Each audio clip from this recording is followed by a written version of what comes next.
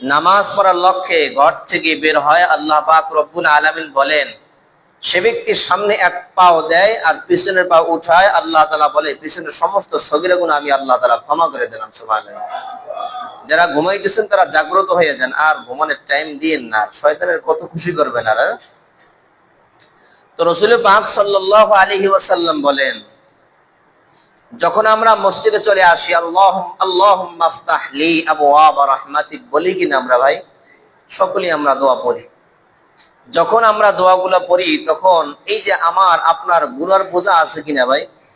গুনার বোঝা আছে না? রাসূল পাক সাল্লাল্লাহু আলাইহি ওয়াসাল্লাম বলেন, বান্দা যখন তুমি পবিত্র স্থানে দোয়া পড়িয়া প্রবেশ করো তখন তোমার এই গুনার বোঝাগুলো তোমার সঙ্গে থাকে না। সুবহানাল্লাহ। আপনাদেরকে সুবহানাল্লাহ একটু ক্লাস করব ইনশাআল্লাহ। তো বলছিলাম যে যখন আমি যখন মসজিদের ভিতরে আল্লাহুম্মা আফতাহ লি ডান পাও দিয়া প্রবেশ করি আর দোয়াটা পড়ি, আপনার আমার গুনাহ হচ্ছে একটা খারাপ না ভালো ভাই? গুনাহ খারাপ না ভালো? জোরে বলেন, গুনাহ খারাপ না ভালো? খারাপ। তো এই মসজিদ ভালো না খারাপ? মসজিদ পবিত্র না নাপাক? পবিত্র। পবিত্র স্থানে হচ্ছে কি নেকির জায়গা, সওয়াবের জায়গা। রাসূল পাক সাল্লাল্লাহু আলাইহি ওয়াসাল্লাম বলেন, এই পবিত্র স্থানে গুনার জায়গা, গুনার কোনো ঠাঁই নেই, গুনার কোনো স্থান নাই। আপনার আমার অনেক সাগীরা কাবীরা, ছোট বড় জানা অজানা অনেক গুনাহ আছে কি না?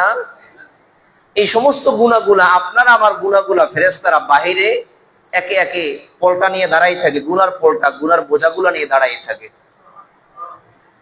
তো রাসূল পাক সাল্লাল্লাহু আলাইহি ওয়াসাল্লাম বলে, বান্দা তুমি যখন দোয়া পড়িয়া মসজিদে প্রবেশ করেছো ওযু করিয়া সুন্দর মতো, তো রাসূলুল্লাহ সাল্লাল্লাহু আলাইহি ওয়াসাল্লাম বলে, বান্দা তুমি কি চাও যে তুমি একটা আযাবের ভিতরে ছিলা, আবার তুমি এখান থেকে গিয়ে আযাবের ভিতরে পড়বা? তুমি কি চাও?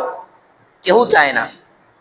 তো রাসূলুল্লাহ সাল্লাল্লাহু আলাইহি ওয়াসাল্লাম বলে, বান্দা তুমি তো সব জানো, তুমি যে কতদূর গুনাহ করছো তুমি জানো, তুমি ল্যাপের নিচে কত গুনাহ করছো তুমি জানো, তুমি হাঁটা চলা অবস্থায় কত গুনাহ করছো তুমি জানো, তোমার গুনার বোঝা ভারী না ছোট না বড় তুমি সেটা জানো।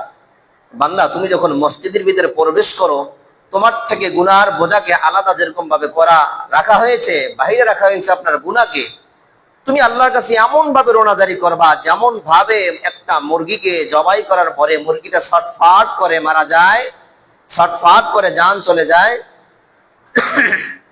রাসূলুল্লাহ সাল্লাল্লাহু আলাইহি ওয়াসাল্লাম বলেন, তুমি তেমনি ভাবে তোমার গুনাহ থেকে, তুমি কত গুনাহ করছো তুমি জানো বান্দা,